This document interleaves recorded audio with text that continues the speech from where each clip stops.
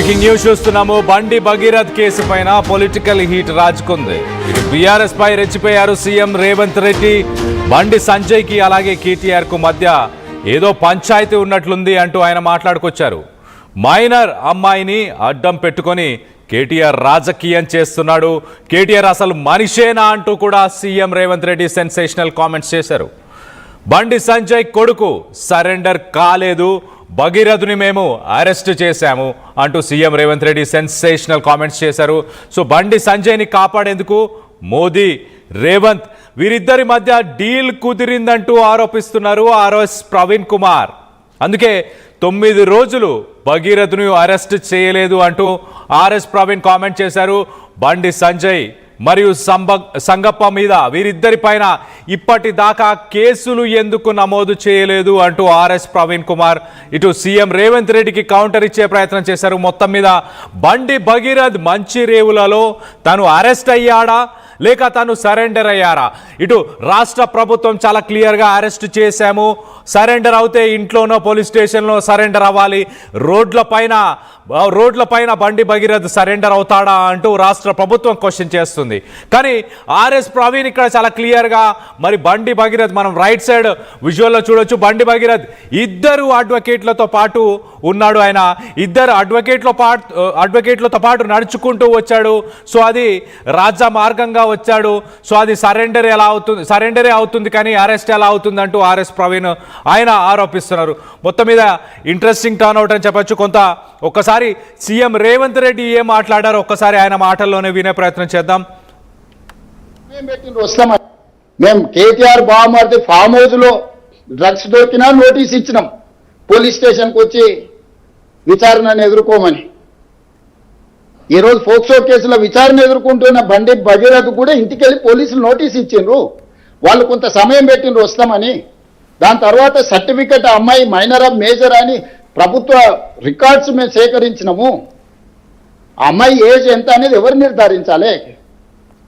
కేటీఆర్ ఏమన్నా సర్టిఫికెట్ ఇచ్చే అథారిటీనా? ఆర్ఎస్ ప్రవీణ్ కుమార్ ఏమన్నా ఐఓనా? ఐఓలు వెళ్ళి స్కూల్లో అమ్మాయి బర్త్ సర్టిఫికేట్ తీసుకొని, 10th క్లాస్ సర్టిఫికేట్ తీసుకొని, అమ్మాయి హాస్పిటల్స్లో బర్త్ సర్టిఫికేట్ తీసుకొని, ఆధార్ కార్డు తీసుకొని, ఆ అమ్మాయి మైనర్ అని నిర్ధారించుకొని ఇమ్మీడియట్గా ప్రభుత్వం యాక్షన్లకు దిగింది. కోర్టు కూడా మమ్మల్ని తప్పు పట్టలేదే. ఓన్లీ కేటీఆర్ కోర్టులో తప్పు.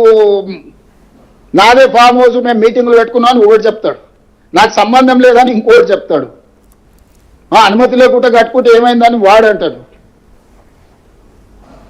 నీతులు చెప్పడానికే ఉన్నాయని మాట్లాడొద్దని చెప్పురు దయచేసి మీరు కూడా కలిసినప్పుడు.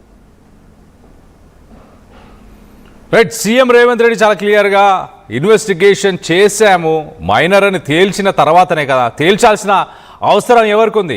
తేల్చాల్సిన అర్హత ఎవరికి ఉంది? కేటీఆర్ ఏమన్నా అర్హుడా? ఆర్ఎస్ ప్రవీణ్ కుమార్ ఏమన్నా ఇన్వెస్టిగేషన్ ఆఫీసరా అంటూ ఆయన ప్రశ్నించారు. గతంలో కూడా కేటీఆర్ బావమర్ది గురించి కూడా మాట్లాడారు. ఆయన ఫామ్ హౌస్లో చేసుకుంటున్న ఒక పార్టీకి పర్మిషన్ లేకపోవడం, నోటీసెస్ అప్పుడు కూడా సర్వ్ చేసాం, ఇప్పుడు కూడా సర్వ్ చేసాం, నోటీసెస్ సర్వ్ చేసినాకనే యాక్షన్ తీసుకున్నామంటూ ఇటు సీఎం రేవంత్ రెడ్డి మాట్లాడుకొచ్చారు.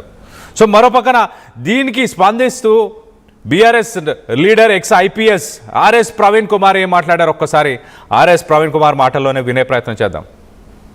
రేవంత్ రెడ్డి గారికి, నరేంద్ర మోడీ గారికి, శ్రీరామ్కు వీళ్ళందరి మధ్యలో జరిగిన సంభాషణలు, ఈ సంభాషణల కాల్ డేటా రికార్డ్స్ అన్ని కూడా తీసుకురావాలి. రేవంత్ రెడ్డి గారు ఇలా మీరు ఓపెన్గా చెప్పాలి, మీ మధ్యన గౌరవ ప్రధానమంత్రి నరేంద్ర మోడీ మధ్యన 10వ తారీఖు నాడు పెరేడ్ గ్రౌండ్లో ఏం సంభాషణ జరిగింది? మోడీ గారు మిమ్మలను బండి సంజయ్ గారిని కాపాడమని చెప్పలేదా?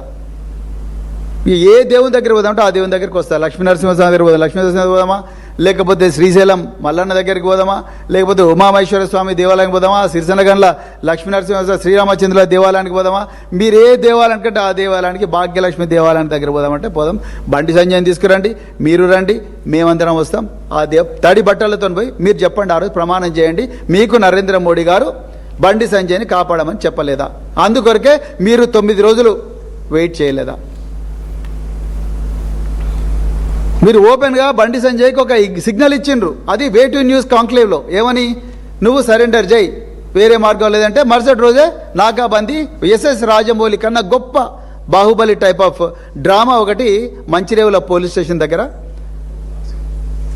మంచిరేవుల గ్రామం దగ్గర టేక్ పార్క్ ఎకో పార్క్ ఉంది. ఆ ఎకో పార్క్ ఎదురుగా 8 గంటల 15 నిమిషాలకు యూనిఫామ్ వేసుకున్న పోలీసులు వస్తారు, బండి సాయి భగీరథ్. అది అట్టర్ ఫ్లాప్ అయిపోయింది ఆ డ్రామా.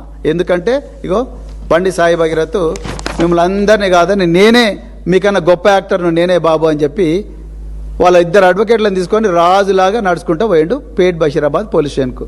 మళ్ళా ముఖ్యమంత్రి సిగ్గు లేకుండా ఇవాళ మీడియా ముందర చెప్తా ఉన్నారు. ఇది తెలంగాణ ప్రజలారా ఒకసారి గమనించండి. అరే బీఆర్ఎస్ లీడర్ ఆర్ఎస్ ప్రవీణ్ ఇక్కడ చేస్తున్న ఆరోపణలు ఒక్కసారి మనం చూస్తే చాలా క్లియర్గా ఒక రాయల్గా రాజులాగా నడుచుకుంటూ ఇద్దరు అడ్వకేట్లతో పాటు బండి భగీరథ్ మీ అందరికంటే బెస్ట్ యాక్టర్ నేనే అంటూ ఆయన వచ్చాడు.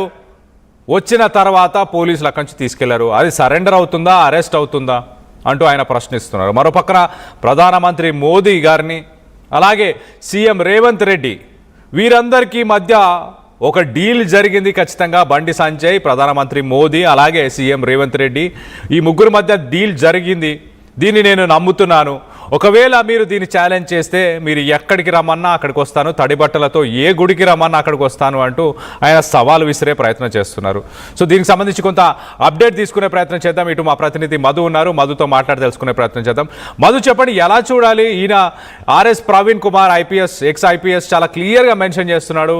మరికొన్ని సెక్షన్లని కలపాలి, బండి సంజయ్ పేరుని దాంట్లో కలపాలి, అలాగే సంగప్ప పైన కూడా కొన్ని ఆరోపణలు ఉన్నాయి కాబట్టి అతని పేరుని కూడా ఈ కేసులో అతని పేరును కూడా కలపాలంటున్నారు. మరీ ముఖ్యంగా సెన్సేషనల్ కామెంట్ ఏంటంటే ప్రధానమంత్రి మోదీ అలాగే సీఎం రేవంత్ రెడ్డి అలాగే కేంద్ర హోం సహాయక శాఖ మంత్రి బండి సంజయ్ వీరి మధ్య ఒక డీల్ కుదిరిందంటూ ఆరోపిస్తున్నారు. మరి దాని గురించి కూడా ఎలా చూడాలి? ఎగ్జాక్ట్ నిన్న ముఖ్యమంత్రి మాట్లాడారు, తీవ్రమైనటువంటి ఒక విమర్శలు చేశారు జరుగుతున్నటువంటి పరిణామాలకు సంబంధించి. మొత్తం ఒక జడ్జి లాగా తీర్పిస్తే దాన్ని ఏదో విచారణ అధికారి లాగా ఆర్ఎస్ ప్రవీణ్ కుమార్ అమలు చేస్తా ఉన్నారు, కేటీఆర్ జడ్జి లాగా వివరిస్తున్నారనేటువంటి స్టేట్మెంట్ చేశారు. ప్రస్తుతం బండి సంజయ్, రేవంత్ రెడ్డి ఇద్దరు, ఒకరేమో కేంద్ర మంత్రి మరొకరేమో రాష్ట్ర ముఖ్యమంత్రి, ఇద్దరు చేసినటువంటి కామెంట్స్ డిఫరెంటేషన్ కనిపిస్తా ఉంది. ఒకరేమో నేనే అప్పచెప్పాను కొడుకుని గౌరవంతో విచారణకు పంపించానని చెప్తా ఉంటే, కేంద్ర మంత్రి రేవంత్ రెడ్డి మాత్రం పోలీసులు అరెస్ట్ చేశారు, నేను పోలీసుల మాటలే నమ్ముతానటువంటి స్టేట్మెంట్ చేశారు. అసలు ఓవరాల్ గా జరుగుతున్నటువంటి అన్ని పరిణామాల పైన ఒక కుటుంబాన్ని అడ్డం పెట్టుకుని, వారికి సంబంధించినటువంటి ఒక బాలిక కుటుంబాన్ని అడ్డం పెట్టుకుని వాళ్ళని రాజకీయంగా లబ్ధి పొందే ప్రయత్నం చేస్తున్నారనేటువంటి స్టేట్మెంట్ చేశారు. అందులో భాగంగానే ఈ స్టేట్మెంట్ ఒక కేటీఆర్ ఏమో జడ్జిగా, ప్రవీణ్ కుమార్ ఏమో దర్యాప్తు అధికారిగా శిక్షలు వేస్తే కూడా వేస్తున్నారు అనేటువంటి స్టేట్మెంట్ చేశారు. అసలు ముఖ్యంగా ఆర్ఎస్ ప్రవీణ్ కుమార్